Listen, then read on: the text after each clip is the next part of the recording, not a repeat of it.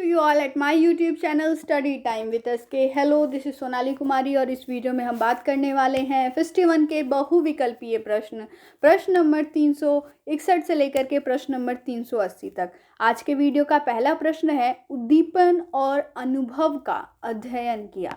आपको बताना है कि इनमें से वो कौन हैं जिन्होंने उद्दीपन और अनुभव का अध्ययन किया है। आपके पास विकल्प है क इवान पावलोव, ख लुईस पाश्चर, ग जीन पिगेट और घ है सभी। सही विकल्प यहाँ पर हो जाएगा विकल्प क इवान पावलोव। इवान पावलोव ने उद्दीपन और अनुभव का अध्ययन किया। ये एक रशियन नॉवेलिस्ट हैं, ये रशिया के हैं और इन्हें नोबेल प्राइज से नवाजा गया है, सम्मान दिया गया है। अब बात कर लेते हैं कि इन्होंने इस अध्ययन को किस तरीके से किया। ये उनका एक एक्सपेरिमेंट था जिसमें इन्होंने अपने एक पाले हुए कुत्ते के साथ ये अध्ययन किया, जिसमें उन्होंने ये देखा कि जो उनका कुत्ता है वो किस तरीके से खाने को देख के बिहेव करता है। ये जो मुंह में पानी आने की प्रक्रिया है वो किस तरीके से काम करती है। इसमें इन्होंने 3 चरण बनाए। एक चरण वो जब उनके कुत्ते को प्रशिक्षण नहीं मिली थी, तब उनका कुत्ता खाने को देख के किस तरीके से बिहेव करता था। जब वो खाने को देखता था उसके मुंह से लाड़ आता था, पानी आता था। इसके बाद अब बीच में आ जाते हैं, जब उनका अध्ययन चल रहा है, घंटी बजती है और इसके बाद कुत्ता जो है उसके सामने खाना लाया जाता है। जैसे ही घंटी बजती है, जो कुत्ता है वो सचेत हो जाता है और उसके मुंह से लार टपकना शुरू हो जाता है जैसे ही उसके सामने खाना आता है। तीसरा चरण ये है कि अब कुत्ता इस चीज़ का आदी हो चुका है कि घंटी बजेगी तो उसे खाना मिलेगा। अब क्या है, घंटी बजती है तो घंटी बजते ही अब वो सिर्फ सचेत ही नहीं होता है, उसके मुंह में पानी आना शुरू हो जाता है, चाहे फिर उसे खाना मिले या ना मिले। यानी कि एक ये बात वहाँ पर इन्होंने देखी कि अगर कोई चीज़ आप एक्सपीरियंस करते हो, बार बार अनुभव करते हो, तो उसके अगला फर्दर कुछ जो होने वाला है वो ना भी हो तो आप उस तरीके की चीज़ों को महसूस करने लगते हो। जैसा इस कुत्ते के साथ हुआ कि जैसे ही घंटी बजती है इसके मुंह से लार टपकना शुरू हो जाता है, चाहे फिर उसे खाना मिले या ना मिले। यानी कि वो जो कुत्ता है वो इस चीज़ को सीख चुका है। आगे 362 नंबर के प्रश्न पे आते हैं। सीखने के पहलू हैं। सीखने के कौन कौन से पहलू होते हैं ये आपको बताना है। आपके पास विकल्प है क स्मृति तर्क, ख विश्लेषण, ग संश्लेषण और घ है सभी। सही विकल्प यहाँ पर हो जाएगा विकल्प घ सभी। ये चारों ही सीखने के पहलू होते हैं। प्रश्न नंबर अगला है आपके पास 363 नंबर का प्रश्न। मूर्त संक्रियात्मक अवस्था 7 से 11 वर्षों तक होती है। पूर्ण संक्रियात्मक अवस्था का आयु समूह क्या होता है ये आपको बताना है। यहाँ पर आपको क्वेश्चन में 1 पॉइंट दे करके 1 पॉइंट पूछा गया है। इस प्रकार के क्वेश्चन बनते हैं तो हमने सोचा कि आपको एक ऐसे क्वेश्चन से ही यहाँ पर फैमिलियर कराया जाए। एक चीज़ यहाँ पर बता दिया गया है कि मूर्त संक्रियात्मक अवस्था जो है वो 7 से 11 वर्ष के आयु समूह तक होती है। तो पूर्ण संक्रियात्मक अवस्था कितने आयु समूह तक होगी। आपके पास यहाँ पर विकल्प है क 0 से 2 वर्ष, ख 2 से 7 वर्ष, ग 11 से अधिक और घ है कोई नहीं। जो सही विकल्प होगा वो हो जाएगा विकल्प ख 2 से 7 वर्ष। 2 से 7 वर्ष के आयु समूह को संक्रियात्मक अवस्था कहा जाता है, पूर्ण संक्रियात्मक अवस्था। बात कर लेते हैं 0 से 2 वर्ष की आयु की। तो 0 से 2 वर्ष की जो आयु समूह है इसे संवेदी प्रेरक अवस्था कही जाती है और 11 या 11 से अधिक की जो आयु समूह होती है इसे औपचारिक संक्रियता अवस्था कही जाती है। और ये जो अवस्थाएं हैं ये जीन पिगेट ने बनाई हैं। 0 से 2 वर्ष की कौन सी अवस्था होगी, 2 से 7 वर्ष, फिर 7 से 11 वर्ष और 11 से अधिक वर्ष। तो यहाँ पर आपने इस चीज़ के बारे में जान लिया। आगे बढ़ते हैं अगले प्रश्न की तरफ। अगला प्रश्न है, पाठ्य पुस्तक में दी गई सामग्री को पढ़ना और याद रखना क्या है ये आपको बताना है। आपके पास विकल्प है क संज्ञानात्मक अधिगम, ख उद्दीपन, ग अनुभव और घ है सभी। इसके लिए जो सही विकल्प होगा वो हो जाएगा विकल्प क। 365 नंबर का प्रश्न। व्यक्ति के संख्यात्मक विकास को नापने पर जो परिणाम सामने आता है वही उसका रिक्त स्थान कहलाता है। आपके पास विकल्प है क मानसिक आयु, ख बौद्धिक स्तर, ग वास्तविक आयु और घ है सभी। सही विकल्प हो जाएगा यहाँ पर विकल्प ख, बौद्धिक स्तर, जिसे आईक्यू कहा जाता है। अगला प्रश्न है यहाँ पर, बाल्यावस्था से वयस्कता की ओर अग्रसर होना कहलाता है। यानी कि चाइल्डहुड से एडल्टहुड की तरफ आप जाते हो तो इसके बीच में एक एज ग्रुप और आता है, एक स्टेट और आती है। उस स्टेट को क्या कहा जाता है, यहाँ पर यही पूछा गया है इनडायरेक्टली। आपके पास विकल्प दिए हुए हैं, क किशोरावस्था, ख वृद्धावस्था, ग संवेदी अवस्था और घ है सोढ़ावस्था। सही विकल्प हो जाएगा विकल्प क किशोरावस्था। किशोरावस्था में जो व्यक्ति होता है वो अपनी आइडेंटिटी की तलाश में होता है, उसे समाज में अपनी आइडेंटिटी बनानी होती है। ये वो अवस्था होती है जिसमें जो व्यक्ति है वो ना ही तो खुद को समझ पा रहा होता है और ना ही अपने आसपास के बदलती चीज़ों को समझ पा रहा होता है। अगला प्रश्न है, अप्रत्यक्ष रूप से गुस्सा है। अप्रत्यक्ष रूप से गुस्सा जो होता है वो क्या होता है, ये आपको बताना है। यानी कि कहीं और का गुस्सा आप कहीं और निकाल रहे हैं, इसे क्या कहा जाएगा। आपके पास विकल्प है, क विस्थापित आक्रामकता, ख आक्रामकता, ग उद्दीपन और घ है अनुभव। सही विकल्प हो जाएगा विकल्प क विस्थापित आक्रामकता। आगे बढ़ते हैं अगले प्रश्न की तरफ। यहाँ पर अगला प्रश्न है, दूसरे व्यक्ति या वस्तु को हानि पहुँचाने की इच्छा या इरादा क्या कहलाती है, ये आपको बताना है। आपके पास विकल्प दिया हुआ है और जो सही विकल्प है वो हो जाएगा विकल्प घ आक्रामकता।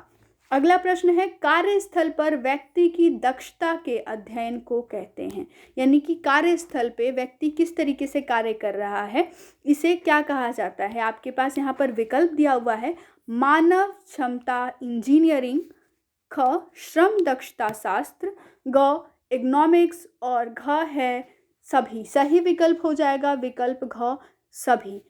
श्रम दक्षता शास्त्र को अंग्रेजी में एर्गोनॉमिक्स कहा जाता है और इसे मानव क्षमता इंजीनियरिंग भी कहा जाता है। यही चीज़ लागू होती है किसी भी चीज़ को डिज़ाइन करते वक्त कि एक टेबल अगर डिज़ाइन हो रहा है तो इस पे जो काम करने वाला व्यक्ति है वो इस पर किस तरीके से आसानी से काम कर पाएगा। हमारा जो घर बनता है एक बहुत ही अच्छा पार्ट होता है, इंपॉर्टेंट पार्ट होता है किचन। तो किचन भी इसी तरीके से डिज़ाइन किया जाता है कि जो वहाँ पर काम करने वाले हैं वो किस तरीके से वहाँ पर आसानी से कार्यस्थल पर काम कर सकें। और ये इंपॉर्टेंट पॉइंट है और क्वेश्चन पूछा गया है पिछली बार। 370 नंबर का प्रश्न है, दूरदर्शन ने कब दिल्ली के स्कूली छात्रों के लिए पाठ्यक्रम पर आधारित पाठ की शुरुआत की। यहाँ पर दूरदर्शन की बात हो रही है कि दूरदर्शन ने कब पाठ्यक्रम पे आधारित जो उनका ब्रॉडकास्ट था वो स्टार्ट किया स्कूली छात्रों के लिए, स्पेशली दिल्ली के। पहली बार दिल्ली के ही छात्रों के लिए ये शुरू किया गया था। आपको बताना है कब शुरू किया गया था। आपके पास विकल्प है यहाँ पर और जो सही विकल्प है वो हो जाएगा विकल्प ग। 1961 में दूरदर्शन ने दिल्ली के स्कूली छात्रों के लिए पाठ्यक्रम पर आधारित जो उनका कार्यक्रम था उसकी शुरुआत की थी। आगे बढ़ते हैं अगले प्रश्न की तरफ। यहाँ पर अगला प्रश्न है 371 नंबर का, आकाशवाणी के कितने केंद्रों से शैक्षिक कार्यक्रम प्रसारित होते हैं। आपको स्टेशंस का नाम बताना है, कितने स्टेशन से जो एजुकेशनल प्रोग्राम्स हैं वो ब्रॉडकास्ट किए जाते हैं। आपके पास विकल्प है, क 11, ख 14, ग 71 और घ है 74। सही विकल्प हो जाएगा विकल्प घ। 74 ऐसे AIR के केंद्र हैं जहाँ से स्टेशंस हैं जहाँ से शैक्षणिक कार्यक्रमों का प्रसारण किया जाता है। 372 नंबर का प्रश्न है, जनसंचार के विषय में यह किसने कहा, इससे हमें संवाद में मदद मिलेगी। ये शब्द किनके हैं ये आपको बताना है और ये शब्द जनसंचार के विषय में कहे गए हैं। आपके पास विकल्प है, क इंदिरा गांधी, ख विल्बर श्रॉम, ग जवाहरलाल नेहरू और घ है कोई नहीं। सही विकल्प होगा विकल्प ग जवाहरलाल नेहरू। जवाहरलाल नेहरू ने जब वो विल्बर श्रॉम से बात कर रहे थे और उस वक्त ये जवाहरलाल नेहरू तत्कालीन प्रधानमंत्री थे हमारे भारत के और जनसंचार के विषय में जब वो बात कर रहे थे तो उन्होंने कहा था जनसंचार के विषय में कि इससे हमें संवाद में मदद मिलेगी। आगे 373 नंबर का प्रश्न है, गांधी जी ने नमक सत्याग्रह कब की थी। आपको ये बताना है। आपकी स्क्रीन पर विकल्प दिखाई दे रहे हैं। सही विकल्प हो जाएगा विकल्प का 1930 में। 1930 में गांधी जी ने नमक सत्याग्रह की थी। अगले प्रश्न पे आते हैं। अगला प्रश्न है, भारत में सूचना के ढांचे के विकास और भारतीय जनसंचार संस्थान की विशेषज्ञ दल की अध्यक्षता की थी। आपको उस अध्यक्ष का नाम बताना है जिन्होंने अध्यक्षता की थी विशेषज्ञों के दलों की। आपके पास विकल्प है क इंदिरा गांधी, ख बिल्बर श्रॉम, ग जवाहरलाल नेहरू और घ है कोई नहीं। सही विकल्प हो जाएगा विकल्प ख बिल्बर श्रॉम। बिल्बर श्रॉम अध्यक्ष थे, ये अध्यक्षता कर रहे थे विशेषज्ञों के दल की भारत में सूचना के ढांचे के विकास और भारतीय जनसंचार संस्थान की जब कार्य चल रही थी इस पर। आगे बात करते हैं 375 नंबर की। ये है प्रश्न 1972 तक देश का एकमात्र दूरदर्शन केंद्र था। देश का एकमात्र पहला दूरदर्शन केंद्र कहाँ पर बना था 1972 तक, ये आपको बताना है। आपके पास विकल्प है क मद्रास, ख श्रीनगर, ग नई दिल्ली और घ है अमृतसर। सही विकल्प हो जाएगा विकल्प ग नई दिल्ली। आगे बढ़ते हैं अगले प्रश्न की तरफ। यह है बहुउद्देशीय इनसेट 1B उपग्रह अंतरिक्ष में छोड़ा गया। ये जो इनसेट 1B, 1A और 1C, ये जो तीनों ही उपग्रह हैं, ये कब कब प्रक्षेपित किए गए हैं, कब कब अंतरिक्ष में भेजे गए हैं, ये बहुत ही इंपॉर्टेंट हो जाता है। आपको तीनों के बारे में यहाँ पर हम बताएंगे और आपको नोट डाउन करना है। पहले तो इस प्रश्न के उत्तर की बात कर लेते हैं। आपकी स्क्रीन पर विकल्प है और जो सही विकल्प है वो हो जाएगा यहाँ पर